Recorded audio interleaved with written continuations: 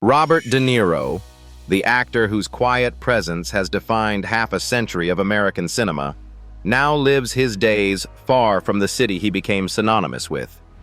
Instead of the hustle and bustle of Manhattan, his world stretches across a sprawling estate in Gardner, where ancient trees lean over cobblestone streets and mornings begin quietly. And hidden in that quiet is a part of De Niro that most people don't see. His family rhythms, his creative rituals, and the life he's built, still human after decades on screen. But before we go inside, we'll tell you about the challenges that led to his current success. Robert De Niro was born on August 14, 1943, in New York City, into an artistic family. His mother, Virginia Admiral, was a painter with a studio in Greenwich Village, while his father, Robert De Niro Sr., was an abstract expressionist whose work pushed the boundaries of form and color. Their marriage ended when he was 3, leaving him to grow up with his mother in a neighborhood where artists, poets, and musicians roamed the streets as a daily routine. He first stepped onto the stage at age 10, playing the Cowardly Lion in a school production of The Wizard of Oz. The passion was immediate. At 16, he dropped out of school entirely to pursue acting, training under Lee Strasberg and Stella Adler, two of the most demanding teachers in the business. At 20, he landed his first film role in Brian De Palma's The Wedding Party, which led to a small but important collaboration that continued with Hi, Mom. His real breakthrough came in Bang the Drum Slowly, where his quiet performance as a dying baseball player brought him national attention. That same year, Mean Streets marked the beginning of a lifelong creative partnership with Martin Scorsese. A year later, De Niro made cinema history, winning his first Oscar for playing a young Vito Corleone in The Godfather Part 2. This was followed by a series of era-defining performances: Taxi Driver, The Deer Hunter, and the iconic line, "You talking to me?" A famous moment of improvisation. He took method acting to new heights. He drove a taxi to understand Travis Bickle. He lived in Sicily to play Vito Corleone. He learned saxophone to move to New York, New York. And in 1980, he completely transformed himself, training to become a professional boxer and gaining 60 pounds to play Jake LaMotta in Raging Bull, a role that earned him an Oscar for Best Actor. De Niro eventually moved behind the scenes, directing A Bronx Tale in 1993 and then The Good Shepherd in 2006. And through it all, decades of acting, winning awards, and reinventing himself, he carried one constant: a yearning for space, for quiet, for a life away from the chaos of fame. Fame defined his career, but it was the peace that came afterward that defined his life now. De Niro traded the noise for a quiet countryside, where mornings slowed down and everything felt real again. The peaceful farm in Gardner. Robert De Niro's country estate in Gardner sits quietly in the heart of the Hudson Valley, surrounded by nearly 1,000 acres of rolling pastures and ancient trees that have seen more seasons than any of us. He bought it in 1997, long before the world started calling it a vacation home. And today, the property, currently valued at more than $5 million, retains the serenity he craved: spaciousness, quiet, and privacy you can't find in Manhattan. The entrance feels gentle from the start. The driveway weaves through tall trees, and the house doesn't feel rushed. It just slows down quietly, as it should. There's no grand entrance, no ostentatious entrance. Just a farmhouse facade with soft wood, pale stone, and a warmth that makes it feel like it's always been there. Inside, everything is soft. Light pours through large windows in slow, steady beams, warming the wood floors and softening the room. The foyer leads into the living room, which is connected by exposed beams and a two-sided fireplace that covers the entire floor. The space is naturally decorated. A few books are placed on the table. A blanket is draped over the armchairs, and the silence that prevails is not empty, as if someone is actually living here. The dining room is on the other side of the fireplace, warmed by the light. On quiet evenings, it is where friends gather, plates of food spread on the thick wooden table, while the wood-fired pizza oven crackles in the corner. Nothing ostentatious, just cozy. The kitchen remains the same. Quartz countertops, custom cabinets, and a long island under the windows let in the soft light of the Hudson Valley. Heated floors help to ward off the chill of winter mornings.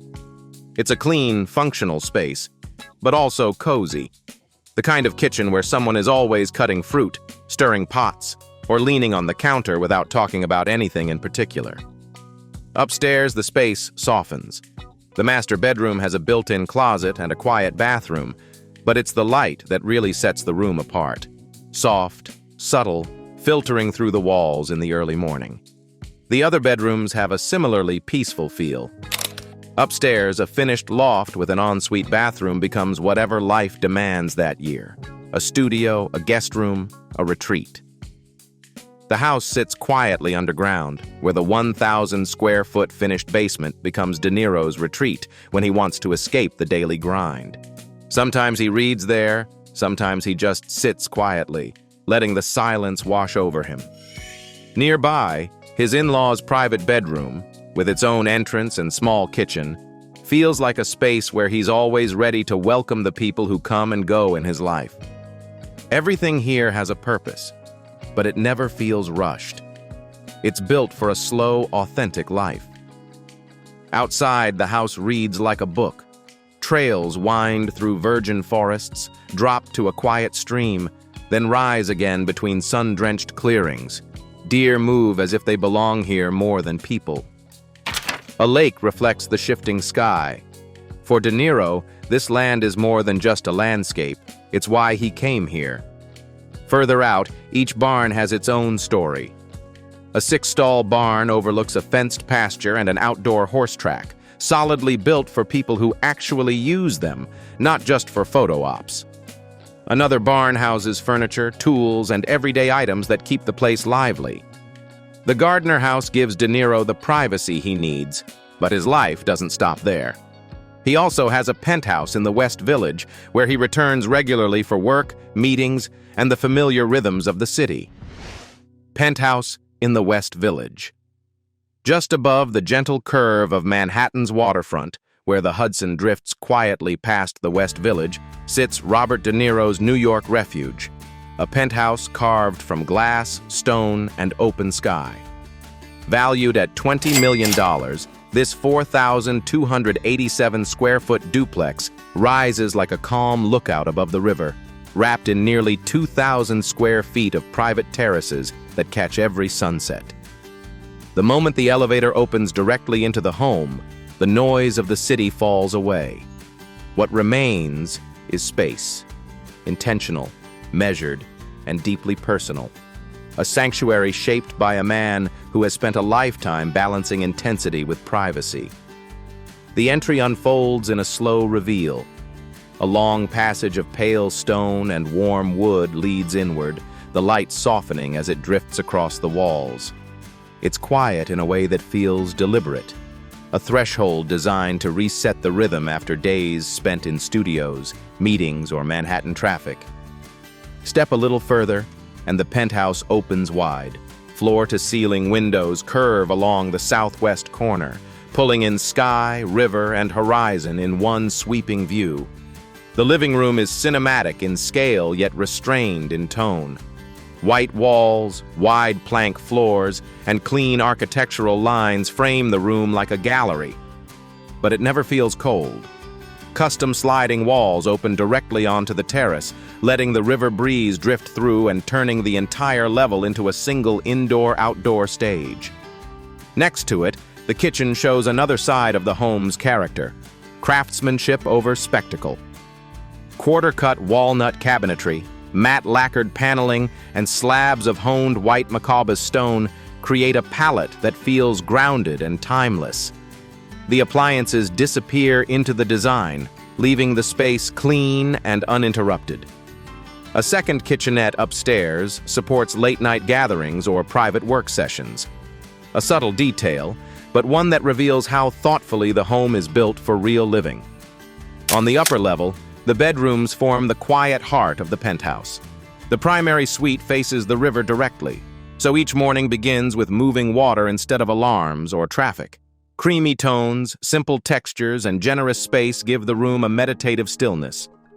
The ensuite bathroom is sculpted in honed Empress white marble with double walnut vanities and a deep soaking tub that stands like a piece of art. A ribbed glass steam shower anchors the space, delivering the same serene minimalism that flows through the rest of the home. The secondary bedrooms follow that same rhythm: large windows, soft light, custom walk-in closets, and beautifully designed ensuite baths. Whether used for guests, family visits, or as private workspaces, each room holds its own pocket of quiet, a softness rarely found in the center of Manhattan. Across the duplex, the entertaining spaces shift effortlessly in mood. The main lounge is open and airy, the upstairs den, more intimate, the terraces, wide enough for receptions, midnight drinks, or moments alone with the river breeze. Even the laundry room, with its vented washer-dryer, deep sink, and sleek storage, reflects the penthouse's thoughtful design. Nothing is wasted. Everything is intentional. And then, beyond the walls, lies the terrace. Nearly 2,000 square feet of open sky and water. Sunsets here are different. Slower, broader, quieter. The Hudson turns gold, planes glide overhead, and the skyline softens into a watercolor wash. For De Niro, this is where the weight of a long career loosens. The terrace is an escape, a vantage point, and a private world above one of the busiest cities on Earth. Even with a penthouse this beautiful, De Niro now chooses the stillness of Gardner, where family shapes the rhythm of his days. And the journey between those two lives begins with the vehicles he relies on, opening the door to his car collection. Car collection. The first car that truly reflects Robert De Niro's daily routine is the Cadillac Escalade, the tall black SUV he's often seen stepping out of with ease. With a starting price of around $90,000, it's not a car to flaunt. It's a car that gets him through the day without distraction. The cabin is spacious, the seats are comfortable, and the ride is smooth enough that he can read a script, make a phone call, or simply catch his breath between takes. For De Niro, the Escalade isn't about luxury, it's about stability. A very different image emerges with the Ford Taurus, the humble sedan he's been photographed in many times. At $12,000, it's almost too basic for someone of his stature, and that's exactly why he likes it. No one notices when a Taurus drives by. No one stares. No one raises their phone. Some mornings, that anonymity is worth more than any supercar. Then there's the Honda Odyssey, the unassuming but familiar family car. At around $45,000, it's the car he uses on his most important days. Picking up the kids, helping load luggage, standing quietly by the door while his family settles in. Sliding doors, a spacious interior, and a smooth ride make it perfect for a man who values family moments over red carpets. On busier days, especially at festivals or international events, De Niro travels in a Mercedes-Benz V-Class. Starting at $80,000, it's built for long trips and long schedules. A tall roofline, deep captain seats, and dark-tinted windows that shield him from crowds and cameras. Under the hood, the V-Class typically runs a 2.0-liter turbo engine with around 190 horsepower, paired with a smooth 9-speed automatic that makes the ride feel almost weightless. Inside, the cabin offers USB-C ports, reclining seats, tri-zone climate control, and a 10.25-inch infotainment screen, turning the interior into a quiet, functional workspace. It's not flashy, but it's a mobile studio, a travel pod that lets him review scripts, rest, or simply move through the world with peace of mind. And finally, at the top of his list is the most refined of all, the Mercedes-Maybach GLS 600. At $200,000, it's a car that treats silence as a luxury. Soft leather, reclining rear seats, a cabin so quiet, It shuts out the outside world. This is his choice for ultimate comfort. After decades of global recognition, this SUV gives him something he rarely has: privacy on the go. Nothing in his garage is accidental. Each car fits a different rhythm of his day. And to understand the engine behind it all, we turn to the story of Robert De Niro's income and net worth. Income and net worth. With a net worth approaching $500 million, Robert De Niro has not only acted but also made breakthroughs. Every film he signs and every Nobu restaurant he opens brings in financial value. His name today is more than just art. It represents a man who has turned discipline and ownership into a global empire that spans generations. His acting career laid the foundation. By the late 1970s and 1980s, De Niro had become one of New York's defining cinematic forces, earning steady eight-figure salaries for roles that defined American cinema. Court filings later revealed the true scale. Between 2004 and 2018, he earned an estimated $300 million from movie salaries, after-tax profits, and business dividends. Even in tough economic years, he remained a reliable high earner thanks to his consistently lucrative iconic roles. But the core of De Niro's modern wealth comes from business, not movies.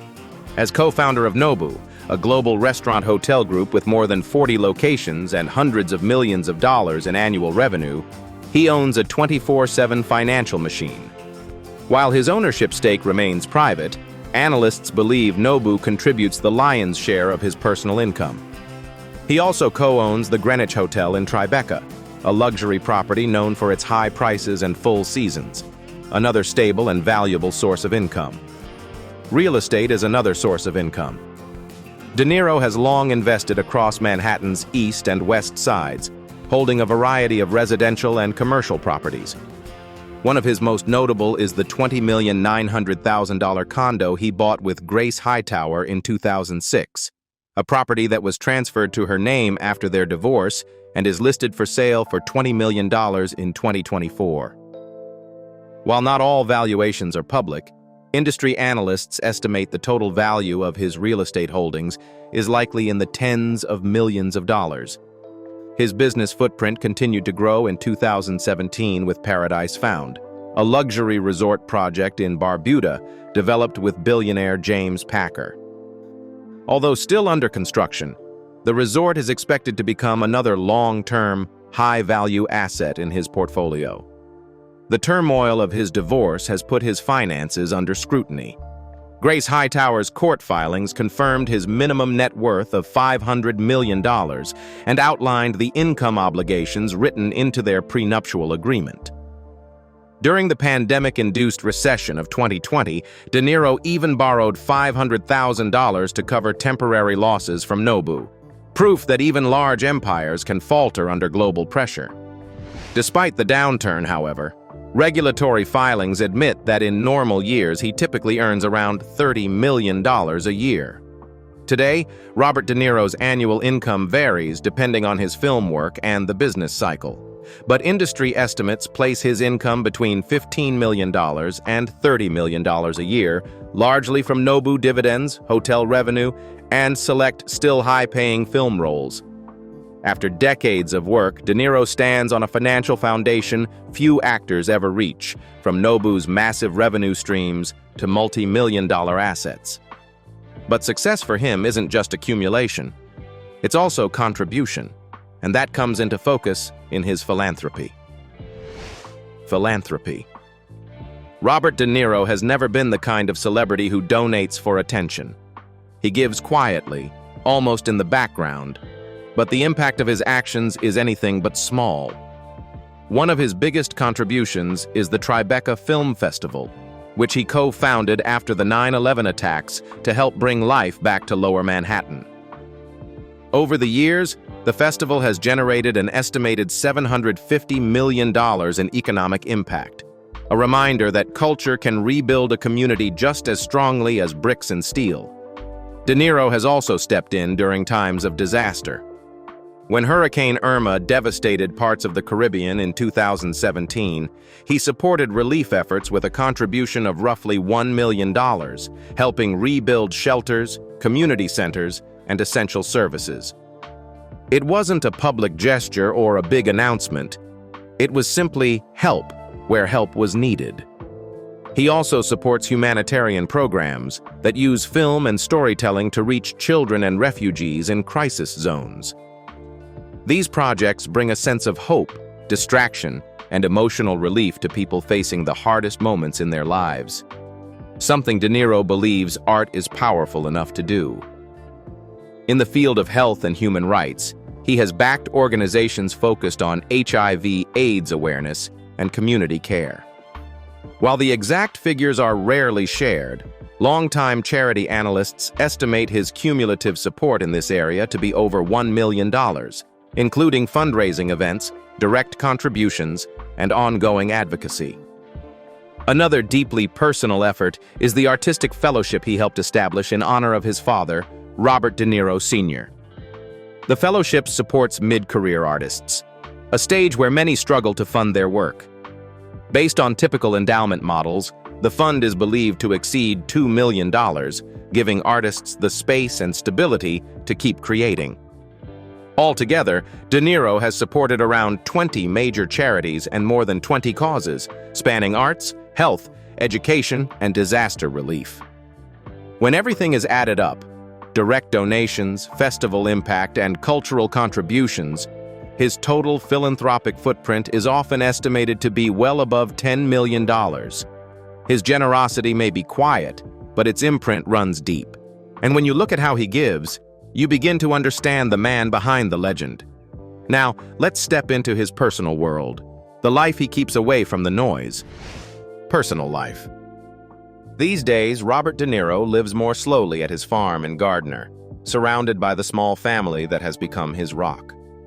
Mornings often begin with the image of his youngest daughter leaning against his chest, her laughter filling the house that has weathered so many storms. He holds her tighter than most fathers do, not out of fear, but out of gratitude. At his age, every moment of peace counts. But beneath that peace, he carries a familiar burden. Years of public scrutiny, 2 complicated marriages, legal battles, and the burden of caring for a family spanning generations have worn him down. Friends say there are days when he sits by the window a little longer, quietly reading the news, letting the past settle before entering a new day. But the tenderness is still evident. At dinner with close friends and chefs, he relaxes, joking softly, tasting pastries, being a real man among people who know him well. Other afternoons, he appears at community events, smiling serenely, even though the fatigue still lurks deep beneath. And when his older children visit, the house becomes noisier. Stories intertwine, old tensions are stirred, but they always find their way back to warmth. He listens more attentively, more patiently, more aware of the fragility of relationships. With his younger children, things become lighter. Walking around the city with his daughter and puppy in his arms. Jogging slowly near the farm, even when his legs protest. Riding a jet ski on the calm blue water, letting the wind wash away the burdens of the past week. And beside his partner, he walks quietly on the beach with a quiet determination. 2 people who have weathered difficult times and still chosen tenderness. His family story has never been simple. Children from marriages, from long-term relationships, from surrogacy, reconciliations and separations, heartaches, both private and public. And in 2023, at age 79, he welcomes his 7th child, an unexpected chapter that took the world by surprise, but softened him even more. You see it in the way he holds her, cautious, grateful, almost fragile. After all the chaos, heartache, and reinvention, he now stands in a place built on gratitude, peaceful mornings, family laughter, and the tenderness he once hid. The story ends here. If you find this video touching your emotions, then please like, share, and subscribe to our channel.